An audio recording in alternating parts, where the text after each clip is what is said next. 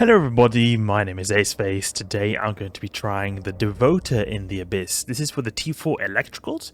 It's a fit that is really tanky. The Devoter is like, you could kind of say, like a Zealot, but with a bit less DPS and a lot more tank. We can achieve really good tank right here. I'm only using one implant actually, this surgical strike implant, just to give me a bit of extra damage, because the main thing that seems to be a little bit of like an issue with this fit is that it takes a bit of time to, get through the waves, because it's not got the most amount of DPS. I mean, 630 DPS is still alright, but it can be better. I would have preferred to have a bit more DPS, and also it has a bit to do with that the range of the pulse is not particularly amazing, so sometimes people can be outside the range. Not all the time. I mean, it's still definitely possible to get in range, but that is one thing to keep in mind. Also, something that is really good with this fit is that it has a really good capacitor. Now you can see here that it's only got a 20 gigajoule per second, or minus 20 gigajoule per second capacitor.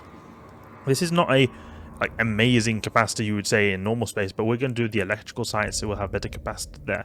This is not a particularly expensive fit either. You've got these standard Tech 2 armor repairs. The only thing that costs quite a bit is this Webifier and this battery, large cap battery here. I'm sure you guys could think of a way to actually, like this Webifier I feel like is essential, because the Federation Navy Stasis Webifier is actually it's really an important Webifier actually. It's really powerful. That 14 kilometers really does make a difference over that standard 10 kilometers you get on Tech 2 webs actually.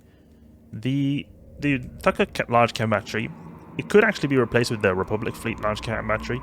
The reason I went with the Thukker is because I had a bit of a power grid issues. So it could be possible to maybe have a power grid implant and put a Republic Fleet. The Republic Fleet is a lot cheaper than the Thukker actually. They give about the same amount of capacitor. The Thukker actually gives a tiny bit more new resistance, but they're essentially, I see them to be actually basically the same. It's just that the Republic Fleet is more like, if you want to have, it uses more power grid. The Thukker uses more CPU. It's kind of like, it depends on your fitting, so to say. Okay. So this ship here, actually, it feels to me a bit like an XL Mauler as well, because it looks very similar to the Mauler. You can see it like just not only the shape but also the color. The Sacrilege actually is a ship that has a very similar model to the the Devotor and the Mauler, but it has a completely different color scheme. It has like a black and silver color scheme, which I think is a really good color scheme. But the Devotor actually just looks almost exactly the same as this default Mauler scheme. It's got a slightly more greenish hint you can see here. Otherwise, it reminds me a lot of Mauler actually. But a really good thing about the Devotor is that it's not got any inherent bonuses to really amazing bonuses to tank. I mean, it has got this. I think it had 20% bonus to all armor resistances. So this is a very good bonus to tank. But what I mean is, it's not got a boosting of the armor repair rate or anything. But it's just that the main thing is that makes it tanky is that 20%, the good default resistances. If you combine that with a reactive armor hardener, you can get some serious resistances once this thing spools up. So it can be really tanky. It'll hit be like a real brick tank. And even though that we're not completely cap stable in the electrical abyss, I told you before, it'll be cap stable. And in general, we're not using any other capacitor modules. We're only using this one large cap battery here. So it's actually really good, because often even many ships like the Gila, for example, even with a large cap battery and capacitor control circuits, it doesn't have an extremely easy time being cap stable, even in the electrical sites. Here, on the other hand, we are very cap stable in the electrical sites, and we just have one large cap battery. We don't have any other modules. We've got a dual rep, so I mean, we're using quite a lot of power right there, or capacitor, and we're also using these heavy pulse lasers, which helps a bit. Or doesn't help, but all I'm saying is they make it so they use capacitor as well, so it puts even more drain on our capacitor. So what I'm trying to say is, the Devotor seems to be like a ship which has a really good inherent capacitor, like one of those ships that really, naturally speaking, has a really good capacitor. Another one of those ships actually are the Sacrilege. It's got a really good natural capacitor. Okay, let's see now. What do we get here? Charybdis Tyrannosaurus Rex. Let's do this. We tank really good. The reactive armor hardener just makes us spool up damage even more over time. But even without it even spooling up or anything, we still have a really good capacitor. So what I'm going to do here is I'm going to focus on these null charges because they're the ones who are going to make me go slow. I want to get as close to Charybdis as possible to be able to be within the Scorch or the Conflagration range, the high DPS, short range ammo range. Let's get in range of this. The Devoter, one thing actually I did notice was that it's actually pretty slow. Look at that, Afterburner, 500 meters a second, that's really slow, even slower than a Gila actually. It's a pretty slow boy. It's an armor brick tank. It's like an actual concrete brick. That's what this Devoter is like. You see there we've got a smashing shot. I know it did 600 DPS, very little DPS. Just went there and went back up. Webify these guys, and we can actually use switch to conflag now because we're in conflag range actually. Make this go a little bit faster. I would actually possibly take these drones. Actually, I'll do that. It'll help stuff go a bit better. The thing is, I don't really like to deploy unbonus light drones. They always... Stuff doesn't go good when I've got unbonus light drones. They'd always die so quickly. So I'm very hesitant to use them. But in this case, I think it's good because none of them are focusing them. And we've not got any Deviant Automata Suppressors, so it's alright. Like, the Deviant Automata Suppressors will just melt these guys. Die really quickly. They're quite scary, actually. I noticed before I was taking a bit of damage, actually, because I was getting webified. But now you can see the tank isn't going really well because... we're not being webified anymore, we're able to get in range. This is good, this is good. I'm just really impressed with the tank on this ship. I'm just using Tech 2 reps, not using any Asclepian implants. I even tried this with Asclepians and it was just way too much tank. But the Tech 2 armor pairs is giving us so good tank. Imagine if we had just a little bit of bling. And even then, bling, and then you even add a couple of Asclepians. Could easily tank the T5. The only reason I don't think this is a good T5 ship is because of the lack of DPS. The Devoter does not have the best DPS. So that's why I wouldn't really recommend this for T5 unless you find some way to go at really high DPS somehow. Like, we're using 3 heat sinks and we still do not have the best amount of DPS actually. Unfortunate, but that's just the way it is. It's not applied particularly well. I mean, we have this Webifier, but we don't have any bonuses to like optimal range or the like tracking speed or anything like that of our weaponry. So it's kind of standard pulse lasers. Pulse lasers do apply better than your heavy beam lasers, so that's good. But it's otherwise it's nothing really particularly special.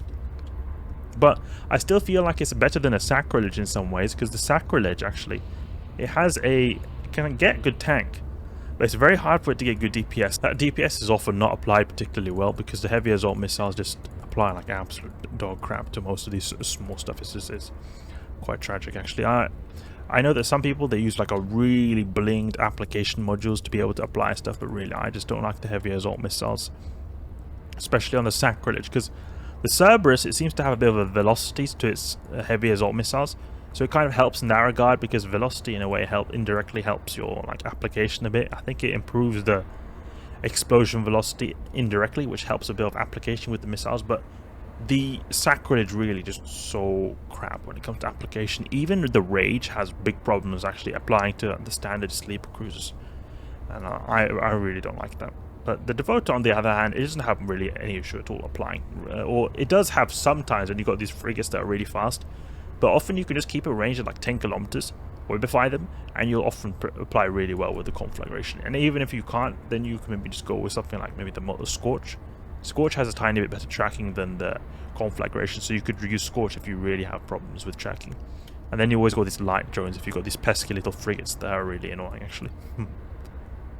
Alright, let's go towards the Triglavian transfer conduit. What's the time? Just under 5 minutes. Decent there. It takes a bit of time to get to the transfer conduit as well, so that'll also take a bit of time. But considering we've got the minus 50% EM resistance, this is like a worst case for time. And time, in my opinion, or at least based on my limited experience, seems to be the biggest issue with this ship. So this is a kind of a stress test of the worst case scenario for the time aspect, at least, of this ship. Obviously, it would take a bit of time to actually collect that loot. I'm not bothering to collect the loot because I'm on the test server, but that'd also take a bit of time if you want to get that as well. We can go here, go to the next room and see what we get. You see here we've got a really good capacitor, 22 gigajoules per second in the electrical side. Okay, we've got a rock solid capacitor right here. There we go. Go to the next room. See what we've got here. Just some standard Triglavians. Nothing special, nothing special. Okay, let's go. I've got this tangling over here, starving. I'm not sure if I want to go for this. Yeah, I think I'll go for the starvings. Gonna be a bit annoying. Switch over to the conflag. Oh no, the Scorch. We'll just go and get to work. Okay, now we're gonna switch over to conflag. Keep a range of 10 kilometers. Conflag. There we go. Yeah, there's a lot of newts on the grid. I don't want to get neutered out. I mean, yeah, I've got good capacitor, but I just don't want to get neutered out because I have a Gila that has 2 cat batteries, and that actually does have really good new resistance. But when you've got 1 cat battery, you do have some. You can still get neutered out, just not. It's obviously better than having none, but it's still a possibility there. With 2 cat batteries, you're really powerful. It's very difficult to get neutered out actually. There we go. Kill this guy. But then again, maybe I should go for the Vedmax soon because it's going to be spooling up. Oh, recall my drones. They're doing a bit of damage. Vedmax will be doing significant DPS when they run out actually. But then again, it's just 1 Vedmax. What is one Vedmax can do? Shoot these pulse lasers. These pulse the conflag actually is pretty good because it's doing the EM damage, which is the reduced like resistance here. But it's also doing the thermal damage. You can see it's doing equal amount of thermal damage. And thermal damage is actually a naturally low resistance on these Triglavians, so that's actually pretty good in that regard as well. And okay, now I understand why these guys are dying so quickly. So I was wondering, why are these guys dying so quickly? Because I didn't expect to apply so well to these little frigates. It is because we're in the tracking pylon right here. You see this? It gives us boosted tracking, so that's really good actually. See, we're doing this stuff pretty fast actually. Let's go towards the bioadaptive. We'll get a bit better like representation of what the application will be to frigates if we're out of this tracking pylon right here. This thing really like boosts or track turrets. It just makes them twist and turn like absolute beasts. Okay, there we go. Got a bunch of rogue drones as well. Rogue drones often found with the Triglavians. They're best buddies. Okay, there we go. And we'll deploy our own drones now just to speed stuff up a little bit as well. There we go. We've highlighted everything. And we'll keep on going there. Okay, good. It looks like these are having a look. Oh, now we've got another tracking pylon. In fact, yeah, we've got another tracking pylon right here. There's just tracking pylons everywhere. This site really wants me to do it fast. You can see like we're dipping into a bit of armor. I mean, we're obviously tanking. It is just 1 Vedmac, but we're getting a lot of damage actually from this Vedmac because it's spooled up to max spool basically. Since it's just 1 Vedmac, it's no problem. But if there were like 2 or even 3 Vedmacs, definitely we should go for Vedmacs because they get extremely scary when they become when they get high DPS. Actually, it's just no joke actually. Okay, and we'll actually just have our drones go for this guy, and we'll have our conflagration go for the harrowing Vedmac actually. It seems like his armor is dropping relatively quickly actually. Doesn't seem like any issues at all. Flying is really good. Webifying helps. Good. We'll make our way towards the transfer conduit. Actually, the transfer conduit needs to be in range quicker so that we don't have to, you know, travel a whole lot. Making decent time as well. Go towards this. Look at the background. It looks kind of weird. It's got a bit of a brown tint to it. It looks a bit different from what I'm used to in the electrical sites, you know, with the bluish kind of background. I'll just recall these drones just because we're basically going to kill this guy very soon now. Come on, shoot. Oh, come on, just 1 shot. Just 1 shot, please. Just 1 shot. You are kidding me. This is what I mean. We've even got a tracking pod. And then look, when I just deploy the drones, then he dies. Okay, let's go to the next room. See what we've got here. Phew, let's go, Devoter. Okay, good. Standard sleeper cruise. Okay. What we're gonna go for? We've got nothing particularly crazy here. There's 1 entangler. That's the thing I want to go for. There's entangler because I just don't want to get webified. It'll just help better in all regards if we take out the webifiers, because not only will it make us get to the transfer conduit faster, it'll also enable us to actually apply DPS in a way easier, because we'll kind of be able to get in range of the people who are doing a lot of damage, because we won't really be able to keep up. We'll be kited so easily if we are not able to have any significant speed actually. I'm going to go for these obfuscators just because I don't like sensor dampeners. Sensor dampeners are scrubs. Sensor dampeners are scrubs. We've also got these target painted guys over here.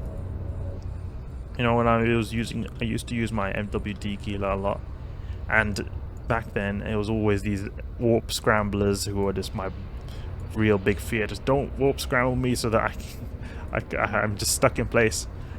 But since I'm using an Afterburner fit, I really just don't care at all. And I should recall my drones as well, because they're taking a ton of damage. Well, you see these unbonus light drones? Absolutely no tank. Absolutely no tank. Okay, let's just lock up all these guys. Look, this Illuminator illuminates me, makes my ship become really big. Luckily, I don't really have to worry about that at all, but if it was a Kerberos Tyrannus wave, it would be quite good to actually take these guys out, because they'll make it so that a Kerberos Tyrannus will hit me really easy. But then again, the ship I'm using is actually really good for signature tanking, because it's got an Afterburner, and it's also a armor tanked ship, and they tend to have pretty small signature radius. There's not like it's not like shield ships where often shield modules will make your your signature radius become really big. A little speed boost there, you saw that? Went really fast. And I'm not applying to this guy for some reason. I think it maybe could be that he's going slightly into the speed cloud, the tachyon cloud, and getting speed boost to be able to not get hit, or it just could be that I was too close, so the transversal was too high. Okay, drones, go crazy. Go get him. Go get him. You see this? The Devoter is just an absolute beast when it comes to tank. Absolute beast. I'm sure if you had... Maybe that could be a possibility. You know, bling these heat sinks, maybe even bling these pulse lasers. I'm not sure how much they cost, because they often are some certain like high slots or guns, even missile launchers. When you go in faction in there, then it becomes really expensive. Usually the heat sinks they go for like 100 mil max, but the turrets I've seen many times go for like 200 mil plus actually. So they're very expensive if you want to blink them, and usually they don't provide such a big boost in damage. You get a bigger boost of damage from blinging the damage modules actually. But I can see this possibly being a T5 candidate actually. I'm just wondering what I would change. Maybe actually would you go with 4 heat sinks and then remove this and then bling these armor pairs. Oh, that guy's taking damage. Then go with Asclepian implants to have a bit of extra armor repair. That could maybe be a possibility as well. Okay, shoot this Ephialtes spear for sure. Very soon. The whole wave is done very soon. So it seems like this Devoter does the T4 Abyss pretty decently well. The main like problem seems to be time as far as I'm concerned, because I've done a site before and I actually got a pretty bad time when I got like 17 minutes. I mean, I finished it, but that's still not a really good time. I think I did do a few piloting errors that made it so that the site went a bit slower, but it definitely seems like this has the plenty tank. I looked in Pifa and this ship has, without implants, or like I've got now, I think like 470 or even 500 EHP per second. When you take Electrical Storm 3 Abyssal Weather into account, like the minus 70% resistance, with minus 50% resistance like we've got now, then it'll be even better actually. So this is just in general a really tanky ship. It doesn't seem like tank will be any issue. Main thing is just to be able to actually apply that damage decently.